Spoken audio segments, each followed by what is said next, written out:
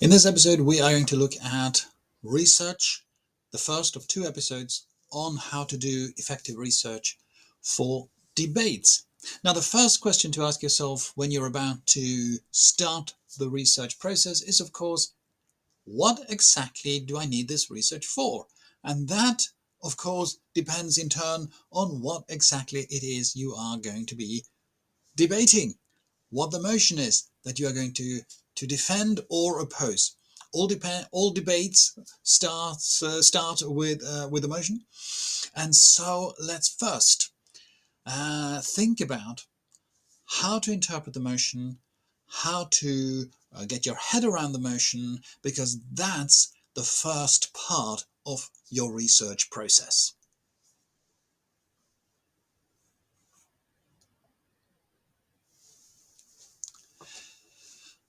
So as I just said, every debate starts with a motion. That's what it's all about. It's a claim. This house would do something or other, or this house believes something or other. Now, there are broadly three categories which are useful to be familiar with.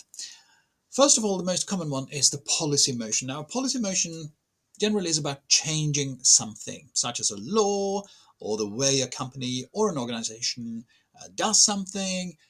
Motions are often along the lines of this house would abolish, for example, abolish a law, abolish a system, abolish something or other. Or this house would introduce something, introduce a new rule, a new law, a new way of doing something or other. Recently, at one of four London debaters, we did a debate called This House Would Reject First Past the Post for UK general elections. Now, that's a clear policy debate, not necessarily because it's about politics. It needn't be about politics as such, but it is about changing the way in which we are doing things now into another way of doing it, getting rid of what we're doing now, getting a new system in instead. So that's what makes it a policy decision. It's about changing something or other. And generally they start with this house would. The second main category, I would say, is the values motion. So this is where a motion would focus on some question of values. Recently in the club, we did this house believes freedom is more important than safety. And some time back, we also did this house believes kindness is more important than justice. Now, values are present, of course, in most debates. But a values motion is where the motion itself makes a particular claim about a value or a set of values, and that's sort of what the debate is focused in on. The third main category, I would say, is the fact claim motion. So now this, as the name implies, is where the motion itself makes a claim about that something is true, that something is a fact. So a little while ago we did This House Believes alcohol is a benefit for society. Now that's a claim. You're claiming that this is true, that it is a benefit. Now you have, obviously the proposition will have to prove that. The opposition will have to disprove it, or at least say that, demonstrate that you haven't proven it well enough. And the point is that, of course, that's also a values motion in a way, because what's a benefit? What's a benefit is something that's good, but who decides what's good for society? Well, that depends on your values. You see, so you see how it all hangs together. And you see also how that might hang together with a policy, that we should do something, some change in the policy, because alcohol is either good or bad for society, and it's good or bad based on the following values. So all of these three categories, they very often intermix in all debates. But generally you have these three as sort of main categories, and almost all debates can be said to be mainly about one of these three in terms of its emphasis. Now, depending on the type of motion, the type of claim that are being debated, there are some important differences in how research is done, or rather what research is needed. It's to do with what direction you need to go in, where you need to dig deeper, and that's really very much dependent on how you interpret this motion. So one thing we often do wrong as debaters is that we rush in. Okay, a motion is given, and then we just jump to the first obvious meaning of the words that we see before us without really thinking. And then, of course, we start Googling, we start reading articles without really having much of a plan or much of an idea. What does this actually mean? We might end up going down completely irrelevant rabbit holes and just spend a lot of time on things that are not going to help us win the debate.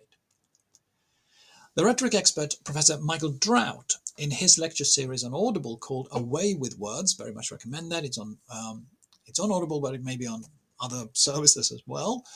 He makes a very important point. He says that it's not about what you want to say or even need to say that matters in a debate. It is what they, the audience, what they need to hear, like that. I'm wiggling my ears in case you're listening without without sound. I mean, without picture. How can you listen without sound? That's impossible. What is it the audience needs to hear in order to vote for your side of the argument? This is a question we need to have before us all the time when we are preparing and when we are writing down any notes in preparation for the debate. Do they need to hear this? Will this actually help them to vote for my side, or is this just unnecessary usage of words? Now, of course, it is particularly important for the proposition to have a very clear idea what they are arguing for. However, the opposition will also have to think very carefully through what the motion might mean, because they need to be ready for all sorts of different scenarios. Let's say, for example, that the proposition team has been given the following motion. This House would pay reparations for slavery. Okay, this House would, so this is a policy debate, this House would. And the policy is pay reparations for slavery. All right. Now, instead of jumping straight on to the most obvious reading of this, which we all know, ask yourself these two questions about the motion. Firstly, what must that mean? And secondly, what can that mean? Okay, so these are what must it mean? Basically what you can't get away from. What can it mean? What might I interpret this to mean? How can I stretch it, shape it, form it? So let's have a closer look at these two questions. So firstly then, what must the motion mean? So this question basically answers what is it the proposition must argue for in order to be addressing the motion. All right. So if the proposition does not argue for what the motion must at least mean, what they are doing is going off topic, as we say. They go off topic. And in this case, of course, the motion must mean that someone or something needs to pay someone or something some sort of reparatory payment in connection with slavery. Okay, that's all it needs to mean. That's the literal meaning, and that's all you are required to argue for in this particular case. Now, if, for example, the proposition were to go down the route of saying that, well, Britain has already paid because the British government paid to the slave owners to free the slaves, and, and all that debt was actually only recently paid down, in case you didn't know that. Also, Britain spent about as much in policing the ban on slave trade with her navy as she had benefited in the previous 50 years on this vile trade, at least according to some historians. And therefore, we don't need to pay any more because we have already paid reparations of a kind. Well, this would just be very confusing to the audience, because they would feel you are not addressing the motion at all. That was not the motion. The notion was not that this House has already paid reparations. It was that this House would pay reparations, something to happen in the future. It's about a change. We haven't paid it so far. We are going to change. We are going to pay it. And so then the opposition could accuse you of going off topic, of not addressing the motion, and the audience will probably be fed up with you. So don't make it too easy for yourself. Don't make it ridiculously easy for yourself in your interpretation. Stick to what it must mean, and that's why we have this first question to ask yourself: what must it mean, so that you don't go off. There's actually a term for making the interpretation, making the motion too ridiculously easy. It's called to squirrel the debate, or squirrel the motion. It's you're just fiddling around so much that you're making it ridiculously easy. So no, we got to first establish what must it mean, and in this case, it must at least mean that we are going to make some sort of reparatory payment.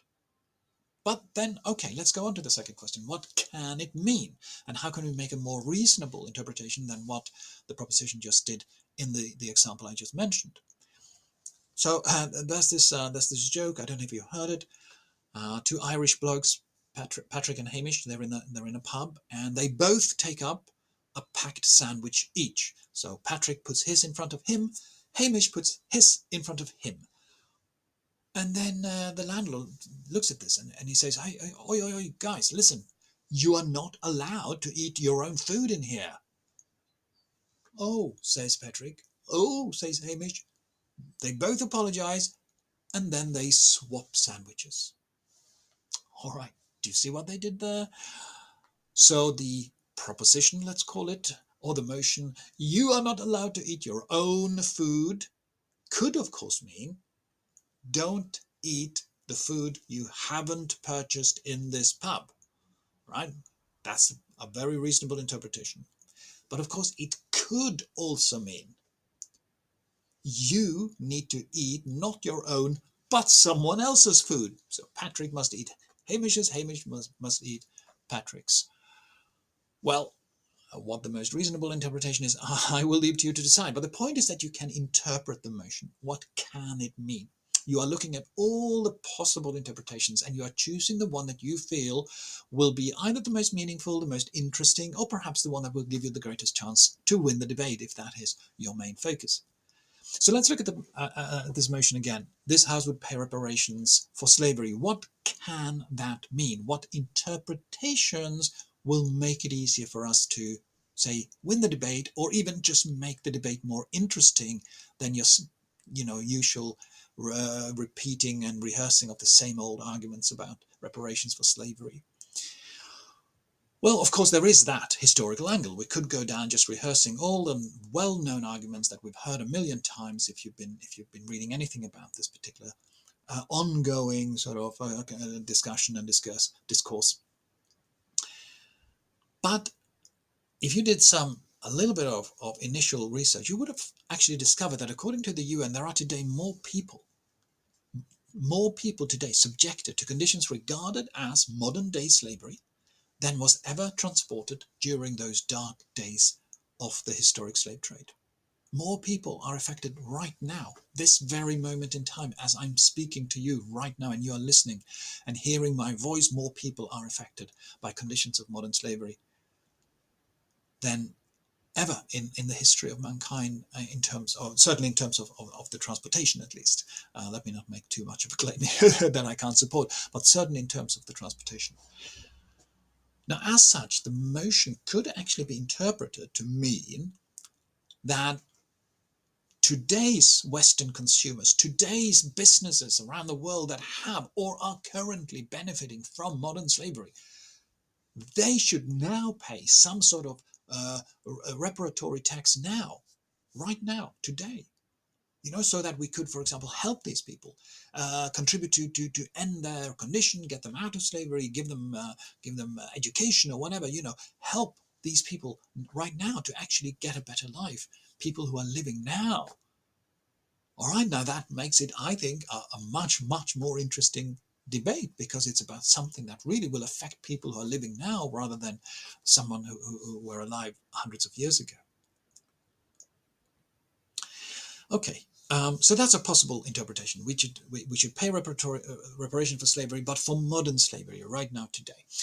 So it can mean that that is reasonable. In some of these cases, if you do go down an unusual route, something we do at 104 London Debaters is that we tell the other side that, okay, this is the angle we're going to take now, because okay. In a competition, you wouldn't want to do that. In a competition, you would want to surprise the other side. You would want to trick them up by having an unusual interpretation.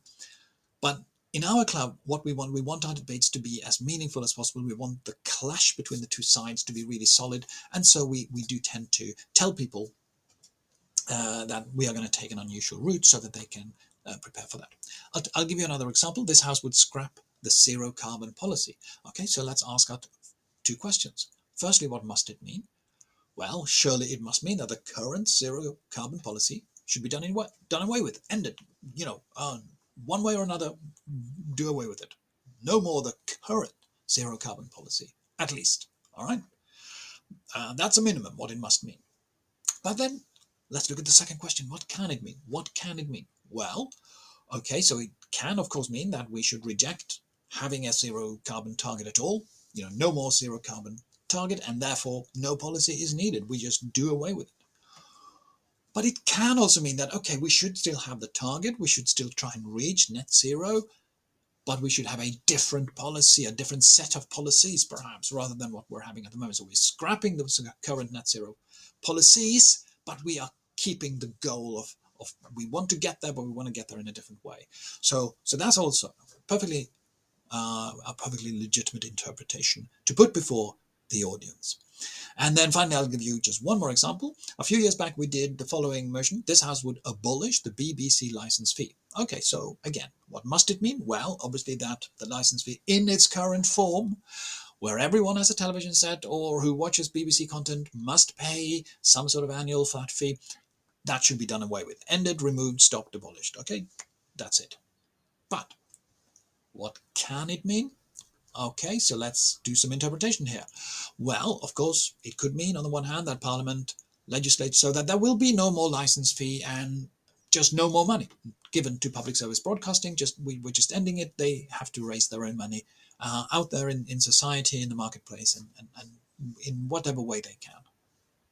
However, it can also mean that, okay, we do away with the license fee, but instead we fund BBC and other public service broadcasting through a general taxation with a progressive broadcasting tax, because that's what they've done in the Scandinavian countries. So we can do the same. It's tried and tested, and it's always good in a debate to be able to say, oh, look, this is tried and tested, so we can do that.